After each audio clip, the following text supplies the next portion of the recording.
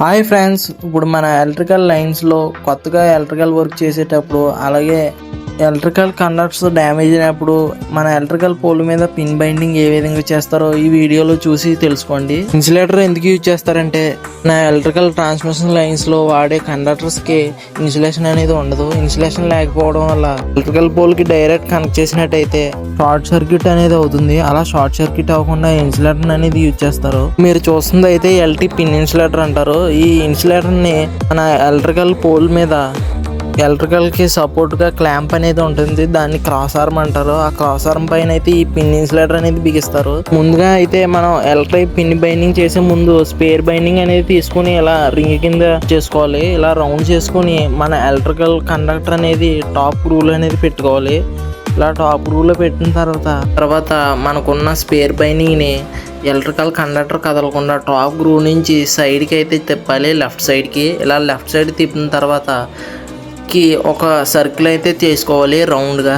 ఇలా రౌండ్ చేసిన తర్వాత లెఫ్ట్ సైడ్ నుంచి ఇంకొక పిన్ బైండింగ్ని డ్రాప్ గ్రూ నుంచి రైట్కి అయితే తిప్పాలి. ఇలా రైట్ సైడ్కి తిప్పినప్పుడు టైట్గా అనేది చేసుకోవాలి బైండింగ్, లూజ్ కాంటాక్ట్ రాకుండా. ఎందుకంటే బైండింగ్ అనేది టైట్గా చేసుకోవాలి. టైట్గా లేకుండా లూజ్ అయిపోయినట్టయితే గాలి వేసినప్పుడు బైండింగ్ అనేది ఊడిపోయి క్రాస్ ఆర్మ్ మీద పడి ఎర్త్ ఫాల్ట్ అనేది రావచ్చు మనకి.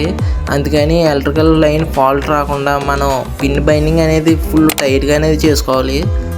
ఇలా బైండింగ్ చేసినప్పుడు పిన్ ఇన్సులేటర్కి అయితే 2-3 టర్న్స్ అయితే తిప్పుకోవాలి మనకున్న స్పేర్ బైండింగ్ని. ఆ స్పేర్ బైండింగ్ తిప్పిన తర్వాత కండక్టర్కి అయితే ఫుల్గా టైట్గా అయితే బైండింగ్ అనేది చేయాలి. టాప్ రూల్లో left side 2, right side 2 screw నుంచి అయితే మన స్పేర్ బైండింగ్ అనేది తిరగాలి. అలా తిరిగిన తర్వాత మనం కండక్టర్కి అయితే మనం అనేది ఇలా చేసినట్టయితే ఇటు పక్కకు తిరగకుండా లాక్ అయిపోతుంది కండక్టర్. లాక్ అయిపోవడం వల్ల మనకి కండక్టర్ అనేది ఎంత గాలి వేసినా మనకి బైండింగ్ అనేది టైట్గా ఉండడంతో కండక్టర్ అనేది ఎటు జరగకుండా ఉంటుంది. అప్పుడు మనం పిన్ బైండింగ్కి గ్రూ నుంచి తిప్పి ఇంకొక కండక్టర్ని అయితే టాప్ గ్రూ నుంచి మన కండక్టర్కి లెఫ్ట్ సైడ్కి తిప్పి పిన్కి అయితే రౌండ్ చేసుకోవాలి. ఇలా రౌండ్ చేసినప్పుడు టైట్తో చేయాలి, ఫుల్ టైట్తో కండక్టర్కి అయితే ఒక సర్కిల్గా రౌండ్ అయితే చేయాలి. ఇలా బైండింగ్ చేసినప్పుడు గ్రూ నుంచి కండక్టర్కి అయితే ఇలా 5 సెంటీమీటర్స్ వరకు బైండింగ్ అయితే చేయాలి. పిన్ బైండింగ్ లెఫ్ట్ సైడ్ మరియు రైట్ సైడ్ అయితే చేసుకోవాలి ఫుల్ టైట్గా, లూజ్ కాంటాక్ట్ రాకుండా. మ్యాక్సిమం 5 నుంచి 6 సెంటీమీటర్స్ అయితే మనం బైండింగ్ అయితే చేయాలి ఫుల్ టైట్గా, లెఫ్ట్ సైడ్ రైట్ సైడ్ 2 కలిపి. ఇలా 5 సెంటీమీటర్స్ బైండింగ్ చేసినట్టయితే మనకి కండక్టర్ కట్ అయిన పిన్ బైండింగ్ మీద అయితే పిన్ని గ్రూలో పట్టుకుని ఇలా బైండింగ్ అయితే ఉంటుంది.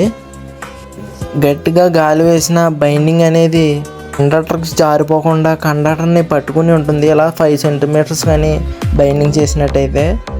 ఈ వీడియో అయితే మీ ఐడియా చేసిన ఎలక్ట్రీషియన్ ఫ్రెండ్కి అయితే షేర్ చేయండి, వాళ్ళకి బాగా ఉపయోగపడవచ్చు.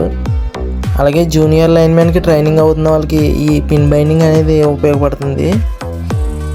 ఈ వీడియో మీకు ఇన్ఫర్మేటివ్గా అనిపించినట్టయితే మన ఛానల్ అయితే సబ్స్క్రైబ్ చేసుకోండి.